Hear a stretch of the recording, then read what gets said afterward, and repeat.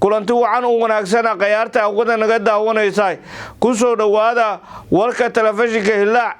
qodobada aad ku daawan doontaan waxa ka mid noqonayo madaxweynaha jamhuuriyadda federaalka Soomaaliya Mudane Xasan Sheekh Maxamuud oo uu hambaliyay shacabka Soomaaliyeed maalinta calanka Soomaaliyeed gudoomiye Sheekh Aadan Madoobe oo dib ugu soo laabtay dalka gudoomiyaha golaha aqalka sare Mudane Cabdi Xaashi Cabdullaahi oo shir gudoomiyay kulanka golaha aqalka sare faahfaahin laga helayo dagaal qasaare geystay oo ka dhacay deegaano hoostago gobolka Bakool gudoomiye ku xigeenka arrimaha bulshada ee maamulka gobolka Banaadir oo daafuray tababar loo sameeyay qaar kamid ah shaqaalaha loogu talagalay in ay soo diiwaan galiyaan dadka ku dhaqan degmooyinka gobolka Banaadir Ra'iisul Wasaare Xamza Cabdi Barre oo hambaliyo ku aadan maalinta calanka Soomaaliyeed u diray shacabka Soomaaliyeed qodobada iyo qodobo kale ayaad ku daawan doontaan warka telefishinka Hillaac madaxweynaha jamhuuriyadda federaalka Soomaaliya Mudane Xasan Sheekh Maxamuud oo hambaliyo ku aadan maalinta calanka u diray shacabka Soomaaliyeed madaxweynaha jamhuuriyadda federaalka Soomaaliya Mudane Xasan Sheekh Maxamuud ayaa ugu hambaliyay shacabka Soomaaliyeed munaasabada 12 Oktoobar oo ku aastaysan maalinta calanka Soomaaliyeed madaxweynaha ayaa tilmaamay in 12 Oktoobar ay tahay maalin xasuus iyo sharaf leh oo ku aastaysan midnimada qarannimada iyo halgankii dheeraa ay shacabka Soomaaliyeed u soo mareen xurriyadda calanka Soomaaliyeed oo 70 jirsaday waa astaan qaran midnimo iyo madax banaani waxaana ku faanaynaa taariikhda aan wadaagno iyo halgankii iyo dadaalada loo galay in la gaaro xurnimo iyo gobonnimo Soomaaliyeed madaxweynaha ayaa ku booriyay shacabka Soomaaliyeed inay sii xoojiyaan midnimada wadajirkooda iyo nabadda si loo xaqiijiyo Soomaali xur ka argagixisada barwaaqana ay ku nool yihiin dadkeedu dhinaca kale Ra'iisul Wasaare Xamza Cabdi Barre ayaa hambalyo ku aadan maalinta calanka u diray shacabka Soomaaliyeed qodobkan waxa soo koobayo wariyaheena Qadar Xuseen Axmed Ra'iisul Wasaaraha Xukuumadda Jamhuuriyadda Federaalka Soomaaliya Mudane Xamza Cabdi Barre ayaa hambalyo ku aadan xuska maalinta calanka oo ku beegana 12 Oktoobar u diray dhammaan shacabka Soomaaliyeed meel kasta oo ay daafaha dunida ka joogaan Ra'iisul Wasaaraha Soomaaliya Xamza Cabdi Barre ayaa tilmaamay in maanta ay tahay maalin qiimo ku leh ummadda Soomaaliyeed maadaama ay ku beegan tahay markii maanta oo kale sanadii 1954 la gardaadiyay calankeena oo ah astaan ka tarjumayso gobonnimada wadajirka iyo midnimada ummadda Soomaaliyeed waxaan hambalyo u dirayaa dhammaan shacabka Soomaaliyeed meel kasta oo ay joogaan xuska maalinta calanka Soomaaliyeed maanta waxaan u wada taaganahay inaan difaacno calankaas oo ay duulaan ku yihiin argagixisada dalkeena u diidana nabadii horumarka ayuu jiri Ra'iisul Wasaaraha Soomaaliya Xamza Cabdi Barre Ra'iisul Wasaaraha ayaa ugu baaqay bulshada Soomaaliyeed in loo midoobo dagaalamayaasha Al-Shabaab oo caqabada ku ah nabadii horumarka isla markaana ay ka soo horjeedo jiritaanka bulshada Soomaaliyeed si kastaba maanta oo kale 12 Oktoobar 1954 ayaa waxaa la naqshadeeyay calankeena Soomaaliyeed mar walba bishan oo kalena sanad walba dadkeena Soomaaliyeed ayaa calanka si weyn u xusa maanta oo kale gudoomiyaha golaha aqalka sare Mudane Cabdi Xaashi Cabdullaahi oo shir gudoomiyay kulanka golaha aqalka sare gudoomiyaha golaha aqalka sare ee baarlamaanka jamhuuriyadda federaalka Soomaaliya Cabdi Xaashi Cabdullaahi oo ay weheliyaan ku xigeenadiisa ayaa shir gudoomiyay kalfadhiga shanaad kulankiisa 16aad oo ajandihiisu ahaa dhageysiga guddiga xeeroosaadka ee wax ka bedelka xeeroosaadka golaha ugu horeyn sanatarada aqalka sare ayaa guda galay dooda wax ka bedelka xeeroosaadka golaha iyagoona soo jeediyay fikradaha maangalka ah oo ku saabsan qoondada xeeroosaadka waxayna qaarkood soo jeediyeen in loo laabto ku dhaqanka nuqulka saddexaad ee xeeroosaadkii hore ee golaha intaasi kadib gudoomiye Cabdi Xaashi oo tixgelinayo soo jeedinta qaar kamid sanatarada ee ku saabsan u laabashada xeer hoosaadkii hore ayaa codgeliyey arrintaas waxaana oggolaaday 22 senatar in loo laabto ku dhaqanka nuqulka saddexaad ee xeer-hoosaadkii hore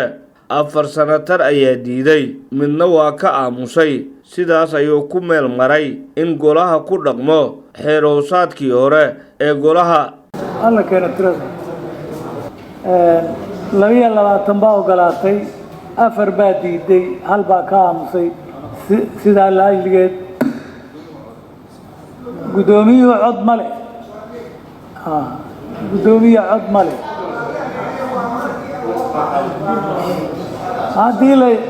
hadday isla ekaadaan weeye bas wey okay hadda kolkaasi waxa weeye xeerkii horaa lagu dhaqmayaa oo qodobka xaadirinta lagu noqonayo ka waxa weeye xeer-hoosaadkii hore ayaynu qaadanay oo aynu ku dhaqmaynaa gudoomiye xaabsade hawl badanood gasheen yacni waxa weeye waan ka xumahayn maanta oo ay noqoto in xeerkii hore la qaato laakiin waad ku mahadsantihiin wixii aad soo qabateen haddana xeerkaa hore ayaynu ku dhaqmaynaa ood ku hogaaminaysaa aad iyo aad baad mahadsantihiin shirkuna inoo xiran yahay mahadsanidin gudoomiyaha golaha shacabka Sheekh Aadan Maxamed Nuur Sheekh Aadan Madoobe oo dib ugu soo laabtay dalka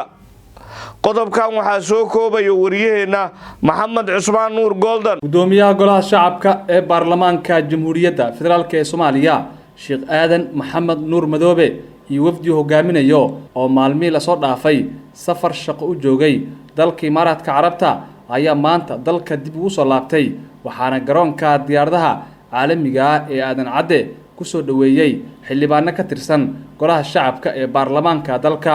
gudoomiye Sheekh Aadan Madoobe ayaa muddadii uu ku sugnaa dalka Imaaraadka Carabta wuxuu halkaasi kulamo kala duwan kula qaatay madaxda wadankaasi uu ka mid yahay dhigiisa dalkaasi Saqiir Kaboosh oo ay ka wada hadleen xoojinta xiriirka labada dal gaar ahaan dardargelinta wada shaqaynta baarlamaanada Soomaaliya iyo Imaaraadka Carabta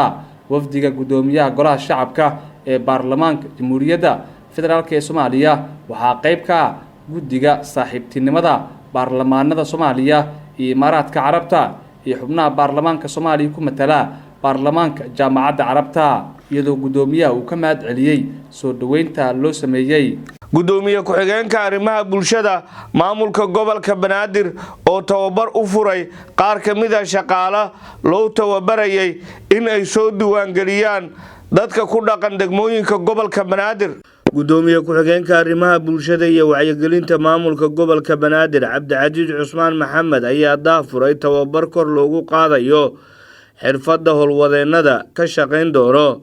barnaamijka diiwaangelinta dadweynaha waaxda dabdigista dowladda hoose ee Xamar oo ku hoolan dardargelinta barnaamijka diiwaangelinta dadweynaha gobolka Banaadir oo dhowaan oo ku dhawaaqay gudoomiyaha gobolka Banaadir ahna duqa magaalada Muqdisho mudane Yuusuf Xuseen Jimcaale Madaale ayaa maanta waxaa tababar loo furay qaar ka mid ah shaqaalihii ka shaqeyn lahaa diiwaangelinta dadweynaha gobolka Banaadir gudoomiye ku-xigeenka arrimaha bulshada iyo wacyigelinta maamulka gobolka Banaadir Cabdicasiis Cusmaan Maxamed oo tababarka ka hadlay ayaa wuxuu dardaaran u jeediyay shaqaalaha loo igmaday in ay soo diiwaangeliyaan dadka ku dhaqan degmooyinka gobolka Banaadir waxaa xusid mudan faa'iidooyin oo aad ballaaran ay leedahay in qoyska la diiwaan gasho waxyaalahaas waxaa ugu muhiimsan lambaron ka ah qorsheynta adeegyada arrimaha bulshada inta aan soo sheegay qoyska marka qofku uu noqdo qoyskaas wiilkaas guri iskama fadhinayo ama gabadhaas guri ma fadhinayso waxaa la rabaa in qorsheyna la yimaado waxaa la qorsheynaya waxay tahay waxyaalaha nolosha bini aadamka ugu muhiimsan adeegyadiisa lambar 1 ay ka mid tahay waxbarashadii caafimaadkii dadweynihii inay si furan ay dalkooda xasilooni ugu qaataan wiilka markuu 8 sano gaaro ilkaha uurito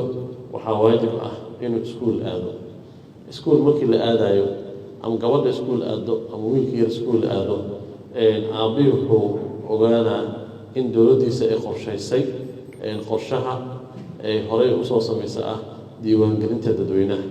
haddaysan diiwaangelin dadweyne aysan jir lahayn wasaaradda waxbarashada kuma guulaysan karto inay iskuullada la rabo oo ahan primaryga ama secondaryga in ay iyada ay dhisto ma dhisi karto haddaysan xog ka helin dowladda hoose meesha ku taalo sidoo kale caafimaadka ayaa la mid ah wasaaradda caafimaadka hadday u baahan tahay isbitaallo badan waxay u baahan tahay inay dhisto maxaa la yidhaahdaa xogta meesha ay ka qaadanaysa in lambaron ay ka tahay hawshan maanta meesha aada u fadhisaan maxaa yeelay qof walba oo Soomaali ah ku nool caasimadan wuxuu ogaan karaa dadkii Soomaaliyeed ee dawladahaas u hayaamay waxay u soo laabteen dalkooda waxay u soo laabteen caasimadooda waxay arkeen inaysan nolol kale meel kale aysan ka jirin nolosha ay ka jirta dalkooda marka sidaa darteed waxaa la rabaa bulshada waxaan ugu baaqayaa inay maxaa la yidhahdaa si degdeg u gaaraan goobaha loo asteeyey ee waxay u asteysay kulley maxaa la yidhaahdaa goobo oo magaalada Muqdisho degmooyinka dhammaan la gaarsiin doona ayaa rajayn doonaa waxaan aragnaa waxay tahay dalkeen inuu guulaysto guushaasna aan ka wada shaqayno qof walba oo Soomaali ku nool caasimadda waxaan rajayn doonaa macallimiinta professorada casharada bixinayana waxaan aaminsanahay maxaa la yidhaahdaa waxay ay bixin doonaan inay ahaan doonto wax mustaqbalkiina iyo mustaqbalka badbaadinta dalka in ay siin doonaan idinkana kuwii ka faa'iidaysta ay noqon doonto insha Allah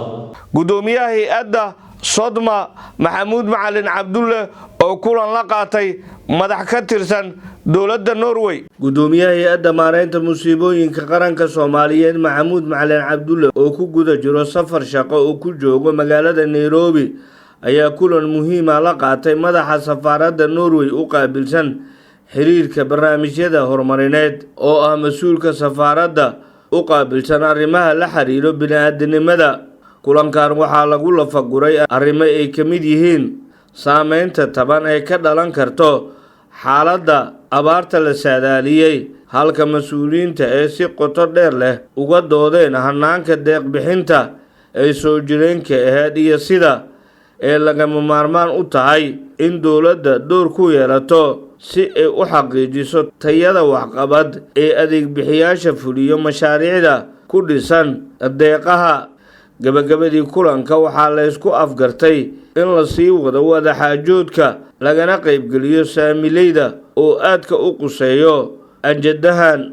guud ahaana warkii telefishinka Hilaac waa naga inta